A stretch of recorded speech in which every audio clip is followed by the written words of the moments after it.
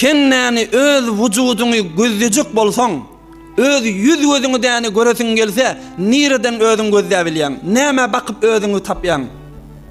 Belli ayna bakýas. Ayna baksan ayna seni köködýär. Garalygyň, uzun küleligiň nämeň bolsa köködýär ayna, dogrymy? Soragşy Hudaý tebaraka we taala özüni görjek bolsa nire bakýan kam? Urafalan aýdýan jogaby Hudaý Taalanyň aynasy şu yer ýüzündäki gezip ýören adamlar, insanlar. Fel insan mir'atu sifatillahi tebaraka ve taala ve mecla esma'ihi'l husna. Hey orak daqiq düşünmeli gurrun ha. İnsan Hudaý Taalanyň aynasy yer ýüzünde. İnsan ayna-y Hudawendegar ber ruýe zemin. Hudaý Taala özüni görmeklik üçin insanlara bakýar. Yani näme?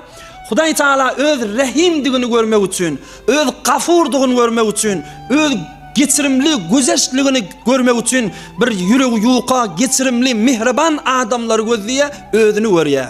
Yani rahimlik, mehribanlyk syfatyny rahim we mehriban adamlarda görüp bilýär.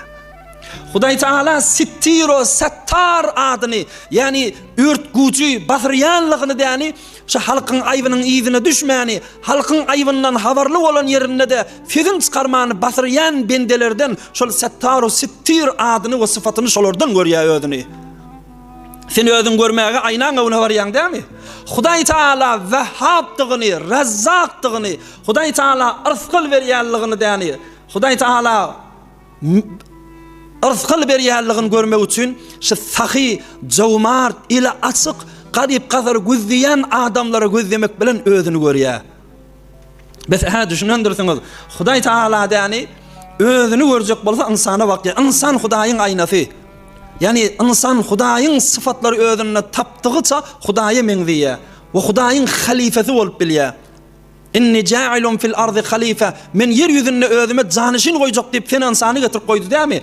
Sen insanyň syfatlary Hudaýyň syfatyna meňdedigiçe Hudaý Taalaň nury sana düşüp aýnahu bir aýnaga gün düşende aýnanaga ýyldyramaga durýar. İnsan şudur nurana bolup ýyldyramana durýar. O hemme kişiň ýüreginde oturýar, mehabbeti hemme kişiň ýüreginde mehabbeti oturýar.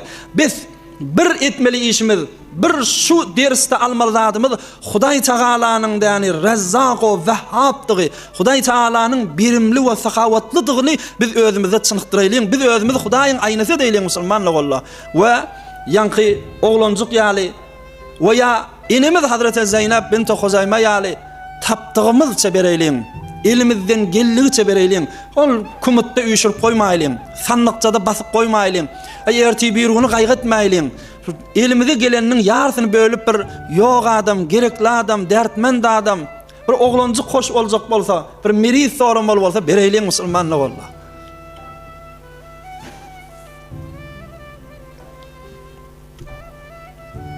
Adam jawmartlyk diýeni faqat berimi bilen nädäl. Bahyl bolmasyllyk,